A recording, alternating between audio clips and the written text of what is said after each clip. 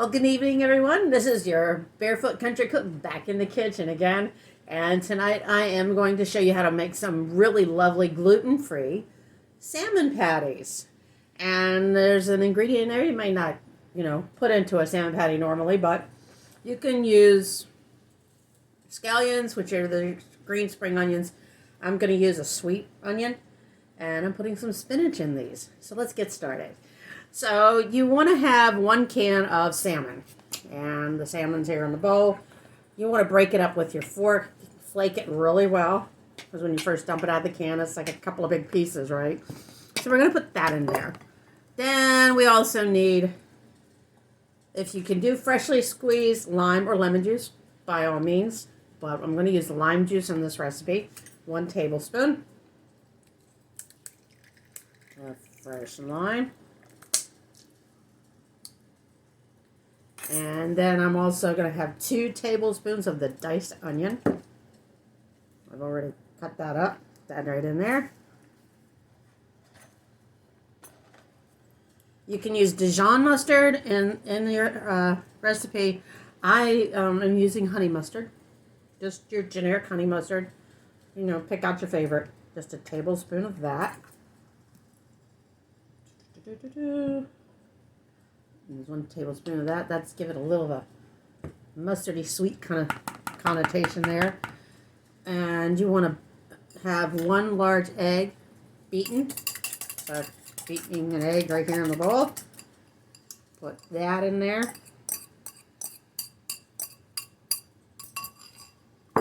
Take that fork and kind of mix it together. Get it coated while we get the other ingredients together.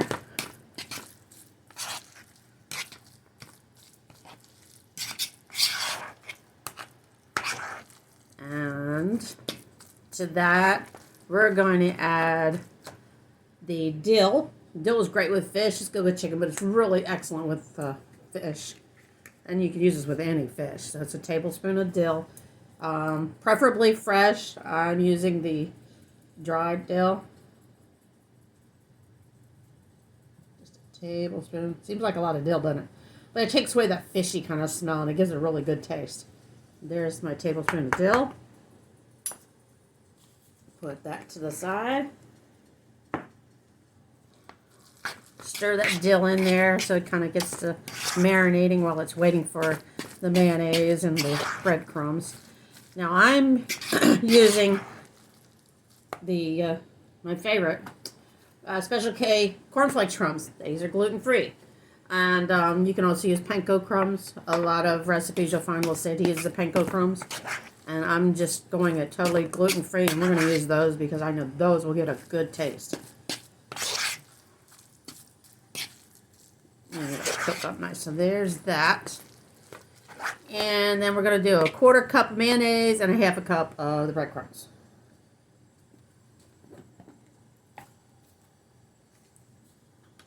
Well, it won't fit in there. I guess I'll be using my spoon. There we go. It gets the rest of the dill off the spoon for me too. I'll go in. 1/4 cup. This is a 1/4 cup. I'm just gonna smooth it off there. And there's our 1/4 cup. That back in there. Scoop this out.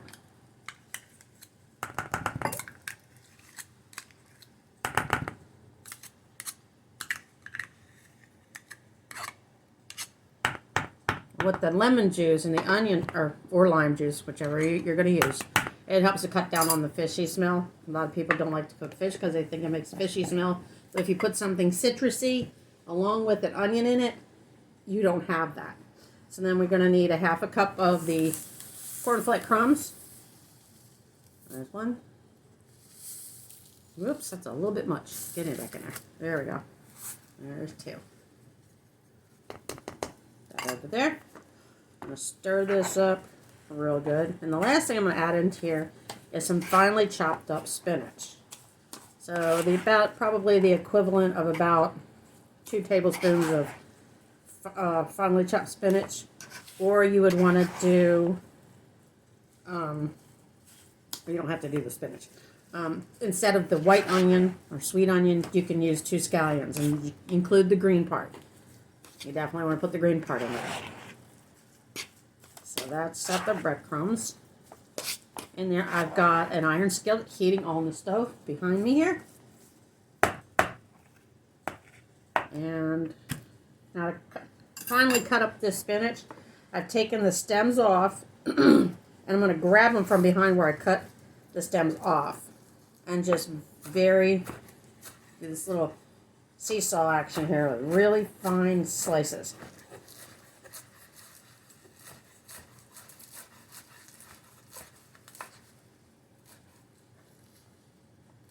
I just want to add some more vitamins in here with this salmon.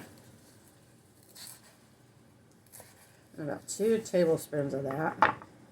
Let's see, this is about right. There's 1.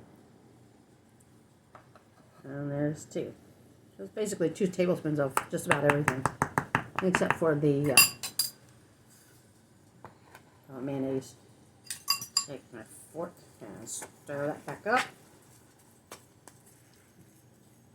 Gives it some body when you add a little bit of the spinach. Now you can use spinach just for a garnish next to it. You can steam some spinach and sit next to it.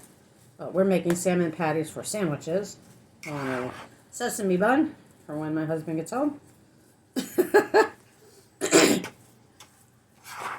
I opened the can of salmon and he goes, "What are you going to do with the salmon?" I said, "Oh, I'll make salmon patties." So now we've got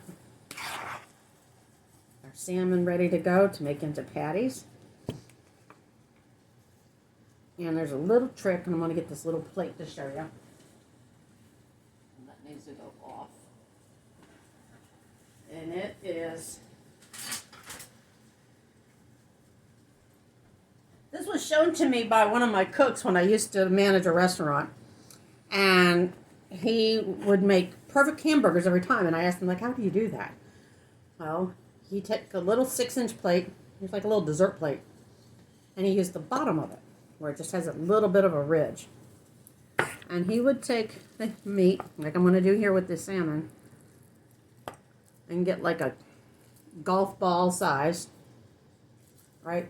Make it round, put it on the cutting board, pat it just a little bit, flatten it out just a little, and then take this plate and smash it. Smash it down. However much thickness you want. Of course, the salmon likes to stick to the plate. Hamburger doesn't. It's much more forgiving. And then he would take it and flip it over, kind of neaten up the edges, and do it again. Amazingly, it makes a beautiful round patty, just from the shape of the bottom of the plate. And then you just put it in 2, I'm trying to remember, I put 2 tablespoons of extra or virgin olive oil in the skillet here to cook it like this. There's one. And there's 2. There's 2. And it's already sizzling. So I'm going to go ahead and throw this one patty in there and make another one.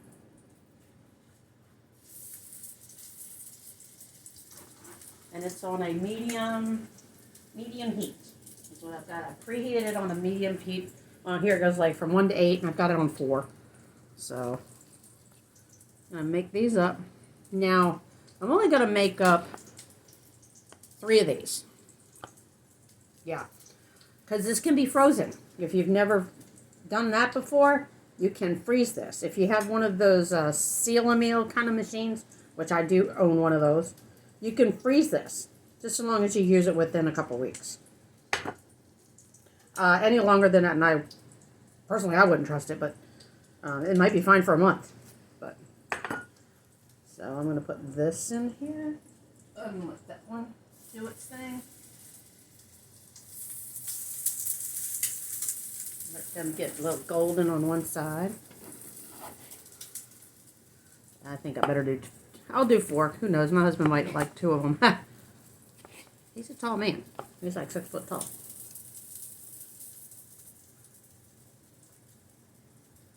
Nice round ball, pat it down. This just makes it a nice uniform circle size. And flip it. And you can do this on top of parchment paper. And I've got a wooden cutting board here, and the parchment keeps it from sticking pretty good. I didn't think about that till just now, but sometimes that happens. So, some of the cornflake crumbs didn't get mixed in, so I'm mix those back in there. Sometimes it happens in the bottom. You get in a hurry, or you just want to, like, you got a hungry man, you got to feed him, and you're like, oh God, I got to make these fast. Hands get messy, but that's what water's for. Soap and water.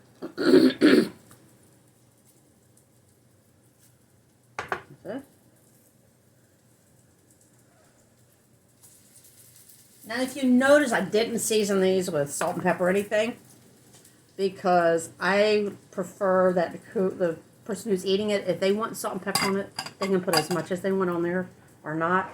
We're trying to keep that to a minimum around here, like a lot of people. And when I get this, and over here. And it's about, I'd say about 3 minutes or so per side before I flip those. Those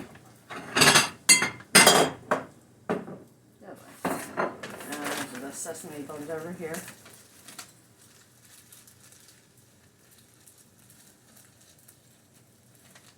Let's see, some real nice sesame bun. Nothing better than a sesame bun, except for Kaiser roll. They're better. And while we're waiting on those, I'll start putting away a few things. Clean as you go. And use the spatula to flip. Now, when you start to see like this golden brown kind of crunchy edge, then that's when you want to flip them. They won't fall apart on you. By knowing me, they'll fall apart. I always want to flip them too soon. So I'm going to wait an extra minute here. Let's see. You guys going to make liars out of me or not? Oh, that's actually pretty good. I do need a little bit more heat, so I'm going to put it to like a medium high. Always the first one, when you flip the first one, sometimes it's like really golden on one side but not on the other. That means you don't have an even distribution of heat. So I'm turning that way. And wait. That's why I put the heat up just a little bit more. Get that good golden brown on the other side.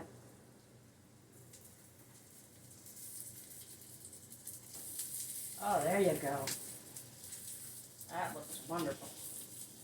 I just gotta match it on the other side. This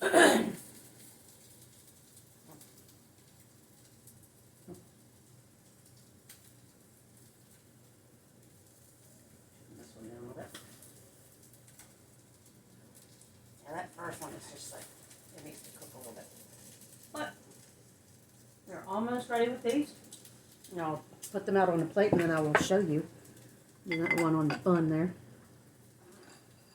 Get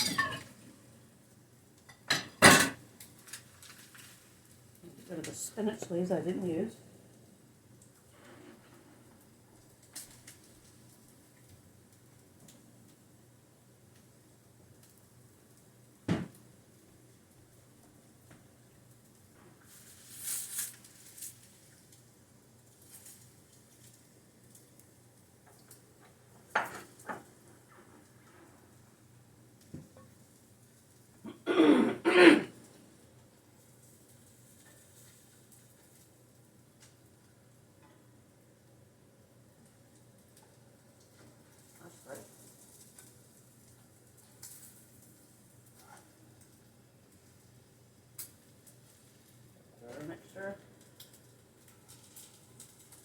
Nice golden brown color.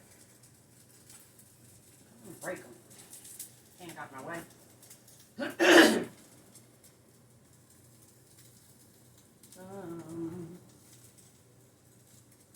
that goes on there. I don't know where that came from. Shit. There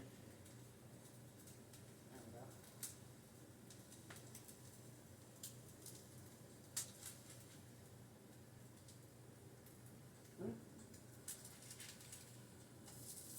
Much better. This is a little dark, but that's okay. So there's a golden salmon patties. And I'm going to put one on this bun. In just a minute. You can put tartar sauce on it or whatever condiment you like on your salmon, or none at all.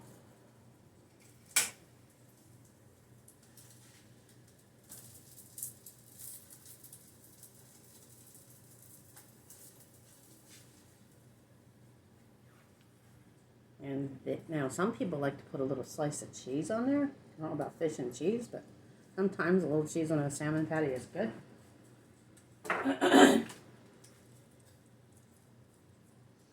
So you can top it with whatever you like. But those are the quickest, easiest salmon patties I could teach you how to do. Try them out. Let me know in the comments how it turned out. And come back and see me again. Pretty soon I won't be doing so much cooking because I've got surgery coming up on my foot. So I would appreciate, a little thumbs up and good luck. So come back and visit often. I may get my husband to do some videos for you in my place. And God bless. And make sure you kick your shoes off because it's always barefoot in my country kitchen.